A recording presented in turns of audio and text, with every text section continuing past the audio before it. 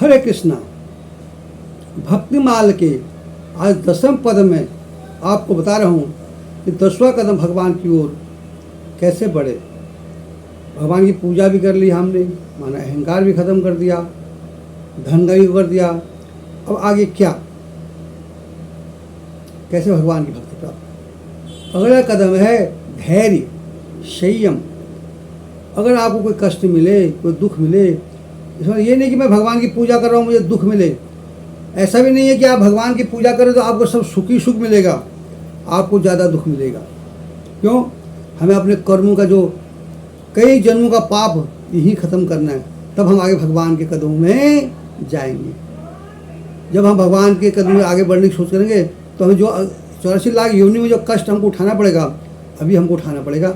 आगे योनि हमारा जन्म मरण, तो इसे सब्र करना। आप कष्ट मिले तो घबराना नहीं है, दुखी नहीं होना है, कि भगवान की कृपा है। एक भजन करते हैं फिर आगे बढ़ते हैं। एक झोली में फूल भरे हैं, एक झोली में कांटे रे, कोई कारण होगा।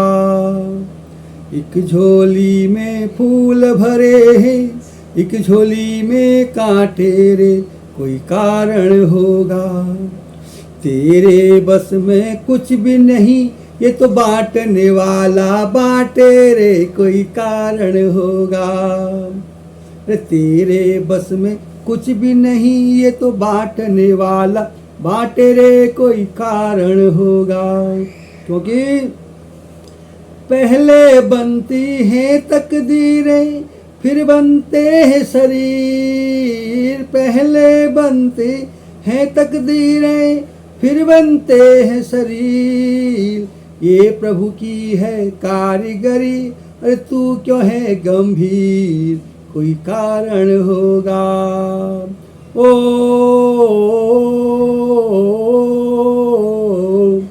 कोई कारण होगा। एक झोली में फूल भरे हैं, एक झोली में कांटे रे, कोई कारण होगा। तेरे बस में कुछ भी नहीं, ये तो बांटने वाला बांटे रे, कोई कारण होगा। क्योंकि प्रभु की ऐसी कृपा है। नाग भी डस ले तो मिल जाए किसी को जीवन दान। नाग भी डस ले तो मिल जाए किसी को जीवन दान। चींटी से भी मिट सकता है किसी का नाम निशान, कोई कारण होगा, कोई कारण होगा। एक झोली में फूल भरे हैं, एक झोली में कांटे रे, कोई कारण होगा। तेरे बस में कुछ भी नहीं, ये तो बांटने वाला बांटे रे, कोई कारण होगा। क्यों? धन का बिस्तर मिल जाए पर नींद को तरसे ने। धन का बिस्तर मिल जाए पर नींद को तरसे ने। कांटों पर भी चल कर आए किसी के मन को चैन।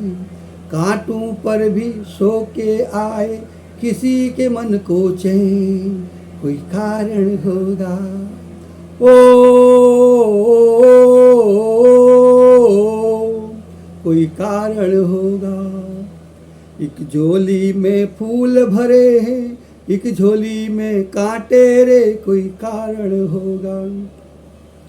तेरे बस में कुछ भी नहीं, ये तो बांटने वाला बांटे रे, कोई कारण होगा।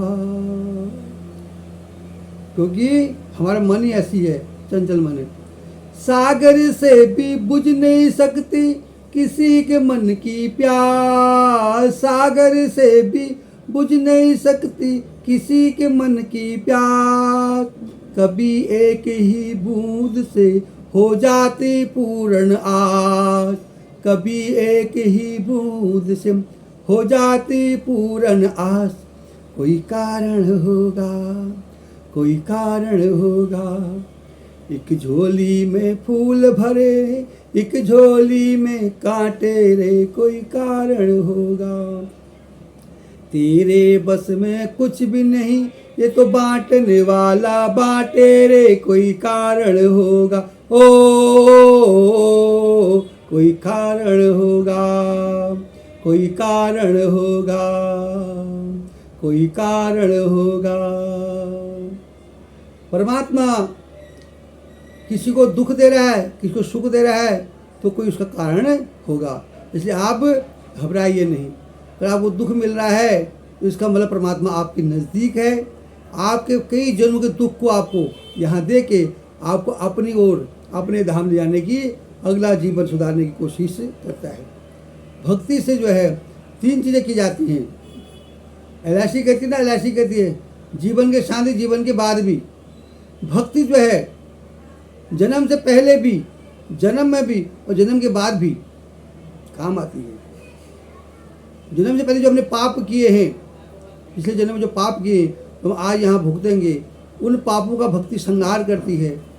इस जन्म में पाप हम ना करें, ऐसी हमको ज्ञान देती है कि हम आगे कोई ऐसे दुर्गम कोई पाप ना करे, ऐसा भक्ति हमको संदेश देती है।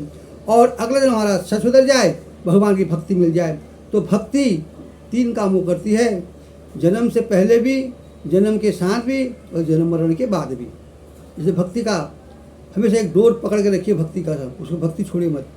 आपको कहीं दुख मिले, तकलीफ मिले, कष्ट मिले, आप कई लोगों ने सुना है कि हम तो सब पूजा करते हैं जी, हम तो फिर भी परेशान हैं, हम तो फिर भी दुखी हैं, और वो कुछ भी नहीं करता, वो मौज कर रहा है। तो प्रभु की कृपा है, हमें प्रभु हमारे पाप, हमारे दुख ही खत्म करते हैं, करना चाहते हैं। उसका आगे चल रहा है कई जन्म में, तो कई जन्म पाप भुगते रहेगा, यहाँ पाप है, फिर पाप है, फिर पाप भुगतेगा, उसका जीवन ही पापमय है। पर हम भगवान के नज़दीक है, भगवान हमको पहले हमारे अंदर की बुराइयों को निकाल देगा, हमारे पापों को दूर कर देगा, फिर हमको अपने धाम को देगा, हमको सुख प्राप्त करेगा। इसलिए दुख से घबराना नहीं। ऐसा मत सोचना मन में कि हम भगवान की पूजा कर रहे हैं इसलिए हम दुखी हैं, कदापि नहीं। परमात्मा सबके साथ हैं, सबके साथ परमात्मा सबको देखते हैं, दुष्टों को भी देखते हैं, सज्जनों को भी देखते हैं। अगर हम उनके करीब जा रहे हैं तो वो हमारे साथ देखते स्वच्छता, कि हम कितने स्वच्छ हैं। अगर हम कहीं हमारे पास गंदगी है तो भगवान उसको साफ कर देते हैं, इसलिए हमें दुख देते हैं। अगर हम पिछले लोग ऐसे पाप किए हैं, हम परमात्मा के द्वार पर खड़े, पर हम इतने गंदे हैं कि वहाँ तक पहुँच नहीं पा रहे हैं, तो परमात्मा सबसे पहले हमारे पाप को साफ करेगा। हमें थोड़ा सा कष्ट देकर, हमारे कष्ट को दूर करके, हमारे कर्मों को दूर करके, हमको परमात्मा स्वच्छ करके, निर्मल करके, कंचन करके अपनी चरणों में शरण देगा। हमारा जीवन मरण दोबारा नहीं होगा। इसलिए भगवान की भक्ति कभी मत छोड़ना, अपने मन में रखना धैर्य, धैर्य को कभी खोना मत। और कहीं भी दुख आए और भगवान से प्रार्थना करनी है, क्या मुझको तो नहीं, भगवान दुनिया का सारा दुख तू मुझे दे दे। हे गोविंद, संसार में जितने दुखी हैं उनका दुख दूर करके तू मुझे दे दे। क्यों? मैं तेरे घनघोर घरियाले छाव के नीचे, पेड़ के नीचे बैठा हूँ, जहाँ ना तो धूप आती है, न बारिश आएगी, न आंधी तूफान आएंगे। ये मैं तेरे दुख को सहन कर सकता हूँ क्योंकि मेरे साथ मेरा गोविंद है। हे गोविंद, तू मेरे साथ है, ये दुनिया का जो भी दुख है तू मुझे देते, मैं तेरे साथ वो झेल लूँगा। उनके साथ गोविंद नहीं है, ये क्या करेंगे? हे गोविंद, उनको सुख दे दे, दूसरों को भला कर दे। जैसे मैंने कहा ना, भजन किया, भला करो भगवान सबका भला करो, पिछली कड़ी में कहा था मैंने। ऐसी प्रार्थना की, भगवान सबका भला करो, उनका दुख भी आप हो तो मुझे दे दो। मेरी उम्र की बुढ़े बीमारी उनको लग जाए जिनको ज़रूरत है, मैंने क्या करना है? मैं तो तेरे शरण बैठा हूँ, मेरे जी के क्या करना है, मर के क्या करना है? जब गोविंद मेरे साथ हैं तो मेरा जीना और मरना तो मतलब ही नहीं बनता। इसलिए भक्ति का जो पद है सबसे फिर धैर्य का पद, घबराना नहीं है। कहीं दुख आ जाए, तकलीफ आ जाए, घबराना नहीं है। संतोषम परम सुखम, संतोष करना भगवान, अपने भगवान भरोसा करना है कि परमात्मा का कोई कारण होगा जो मुझे कष्ट दे रहा है, कि मेरा परमात्मा मुझे कष्ट नहीं देगा, पर मेरे पिछले जन्म में कोई ऐसी करनी होगी जिसकी वजह भगवान मुझे कष्ट दे रहा है। जैसे हाथ में कोई फोड़ा हो जाता है, डॉक्टर कहता है इसको सुई से निकालना पड़ेगा, सुई लगानी पड़ेगी, ये पस निकालना पड़ेगा। तो माँ उसका हाथ पकड़ती बच्चे का, टाइट हाथ को, ये हाथ छड़े ना, और डॉक्टर पस निकालता है। तो बच्चा कहता है तू कैसी माँ है मेरी, डॉक्टर सुई लगा रहा है, मुझे दर्द हो रहा है, तू मेरा हाथ पकड़ रही है, मुझे हाथ भी निकालने दे रही है, तो कैसी माँ है मेरी। माँ कहती बेटा तेरा भलाई इसी में है कि मैं तेरा हाथ पकड़ के ये सब गंदगी निकाल दूंगा, तू स्वच्छ हो जाएगा, फिर तू ठीक हो जाएगा मेरा बेटा, तेरा दुख दूर हो जाएगा। ऐसी परमात्मा भी हैं, हमें सुख देने के लिए थोड़ा दुख देते, हमें कष्ट देते हमें, जिससे कि हम आगे उससे उबर जाएं और सुख की प्राप्ति करें, भगवान के परम चरणों में हमें प्राप्त हो, हम निर्मल हो, ऐसी भावना करनी। और दूसरे के बच्चों से स्नेह करना, किससे क्रोध मोह है सब जग जाना। राम जी कहते हैं सबरी को कि सारे संसार में मुझको ही समझ। ये दूसरों से घृणा नहीं करनी, दूसरों से प्रेम करना है, उनको अपने भगवान की ही कला, भगवान की ही एक लीला समझ करके उसके साथ ऐसा व्यवहार करना है। विनोदा भावे जी कहते हैं अपनी किताब में कि एक बार हमारी पड़ोसन तीर्थ यात्रा में गई, अपने बच्चे को हमारी मम्मी को सौंप गई कि माता जी मेरे बच्चे का ध्यान रखना, हम 1 हफ्ते के लिए जा रहे हैं। तो कहते मेरी माँ जो है मुझसे ज़्यादा स्नेह उस बच्चे को करती, उसे घी की रोटी देती, मक्खन देती, उसको मिष्ठान देती, उसको बड़ी सेवा करती। मैंने कहा माँ तू कैसी है, तेरा बेटा मैं हूँ, तू मुझे ना देके इस पड़ोसी को खिला रही है, लड़के को, जो कल तेरे पास चले जाएगा तेरे पास से। तो माँ कहती है बेटा वो मेरे घर कृष्ण बन के आया है, कुछ दिन के लिए आया है, कृष्ण का रूप है, वो मेरा बाल कृष्ण है, उसकी जितनी सेवा हो जाए कम है। तो मेरा अपना ही है ना, तो सदैव मेरे साथ रहेगा, तो सदैव मेरे स्नेह की छाँव में रहेगा हमेशा। पर वो बालक कुछ समय की मुझे उसका सेवा का मौका मिला बेटा, तो इससे कुछ समय मुझे भगवान समझ गए, मेरे गोविंद समझ गए, मेरे गोविंद मेरे घर आए हैं एक छोटे भाव में पूजा करके, उसकी जिस प्रकार सेवा करें हम, हमारे अहोभाग्य है। ऐसे ही भाव मन में रख करके दूसरों से स्नेह करना, प्रेम करना है, किससे घृणा नहीं करनी है कि ना जाने किस रूप में नारायण मिल जाए। हम भगवान की जप तो कर रहे हैं मंदिर में, जय राम जय राम, भगवान बाहर खड़े हैं हमारे इंतजार में, हम उनसे मुँह ही लगा रहे हैं, भगवान तो दिन ही नहीं मिलते हैं। तो इसलिए किसी से प्रेम नहीं छोड़ना है, सबसे प्रेम करना है, किसी घृणा नहीं करनी, और मन में रखना धैर्य। 10वां कदम है धैर्य, घबराना नहीं है कि जो भी दुख मिले, अरे भैया मैं तो पूजा पाठ करता हूँ। मैंने परसों ही किसी मेरे उसमें आए थे कार्यालय में, कहते प्रभु मेरे तो कुछ हुआ ही नहीं, मैंने मंदिर उठा के बाहर फेंक दिया, क्या मेरा काम नहीं चला, मैंने मंदिर उठा के बाहर फेंक दिया। तो क्या भक्ति थी तुम्हारी? तुम्हारी भक्ति है ही नहीं भाई, तुम तो स्वार्थ के लिए इस बात की मुझे पैसा देगा तो मैं पूजा करूँगा। भगवान के पास निस्वार्थ भाव से है। जैसे माँ अपने बेटे की पूजा निस्वार्थ भाव से करती है, सेवा, कभी ये नहीं मेरा बेटा कमा के लाएगा तो इसको कितना दे दूँ, कितना दे दूँ, कितना दे दूँ उसको मैं। हमें याद है जब हम व्यवसाय करके दिल्ली सब घर जाते थे, तो घर सब दिल्ली को आते थे, क्योंकि हम कमा रहे हैं, हमारा पैसा है, और लाके पैसा हमने माँ को ही दिया, कुछ पैसे उसको दिए हमने माँ को। पर माँ अभी कहती बेटा तेरे पास खर्चा पानी है, तेरे पास ये तो पैसे तो ले जा बेटा, कुछ तेरे पापा से मांग लेती हूँ, मैं तेरे को दे देती हूँ, तेरे पापा तू अपनी कमी मत करना बेटा, तू परेशान मत होना, मेरे पास है तो अपना कर। ऐसी हमारी माँ बोलती थी जब हम दिल्ली को आते थे। तो यही भाव भक्त का भी होता है भगवान के प्रति कि आपको हम कितना करें, घबराए नहीं, उनसे कुछ मांगे नहीं।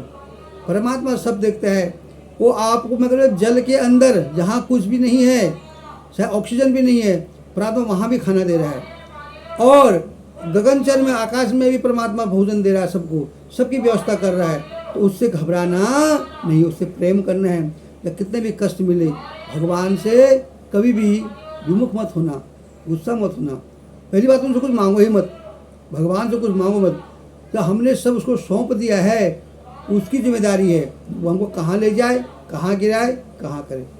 इसलिए 10वां कदम है भगवान की भक्ति का धैर्य, संयम। अपने धैर्य को तोड़ना नहीं है, संयम को कम नहीं करना, और भगवान में अटूट विश्वास करना है, हे परमात्मा आप ही हमारे हो, जो भी दुख मिल रहा है हम इसको सहज बर्दाश्त करेंगे, घबराने की जरूरत नहीं है। परमात्मा से अगर दुख भी देंगे तो साथ में दुआई भी देंगे, जहाँ कष्ट होगा वहाँ पर सुख भी मिलेगा। आप लोगों का पहाड़ों में एक पेड़ होता है कंडारी का पेड़, उस पर लगाने से पूरा हाथ सूज जाता है, फूल जाता है। कंडारी का पेड़ होता है, कंडारी का पेड़ जिसको लगाने से हाथ सूज जाता है, उसको पत्ता पकड़ो तो हाथ सूज जाएगा, चुप जाएगा, फूल जाएगा, बहुत तेज दर्द होगा, लेकिन उसका इलाज कोई नहीं है, कहीं नहीं है। पर आप अगर देखो ध्यान से, उस पेड़ के नीचे एक दूसरा पेड़ होता है, उसको क्यों बोलते हैं, उसको मल दो, पत्ते को मल दो, उसकी शीतलता खत्म, उस कंडारी का दर्द खत्म हो जाता है। तो दुख के साथ ही आपका सुख भी खड़ा है, आपने ढूंढना, उसको देखना है, दुख से घबराना नहीं है। ये आपकी 10वीं भक्ति है। आशा करता हूँ आप इस पर अमल करेंगे, इसको सुनेंगे। शेष आपको हम कल भगवान की 11वीं भक्ति बताएंगे। आज इतना ही, वाणी को विराम देते हैं। आपने विशेष ध्यान रखना, भगवान की भक्ति से ये संबंध हमारा टूटे नहीं, आपकी लगन लगी रहे, मैं आपको प्रेरणा देते रहूं, और भगवान आप पर भी कृपा करें, हम पर भी कृपा करें, सबका भला हो। ऐसी प्रेरणा के साथ आपका दिन मंगलमय हो। भगवान कृष्ण आप पे विशेष कृपा करें, आपके घर में सुख शांति का प्रदान करें, आपके धन में वृद्धि करें भगवान, आपके यश में वैभव में वृद्धि करें, बुद्धि का को तेज करें। ऐसी आशा के साथ आज जय श्री कृष्णा, जय गोविंद।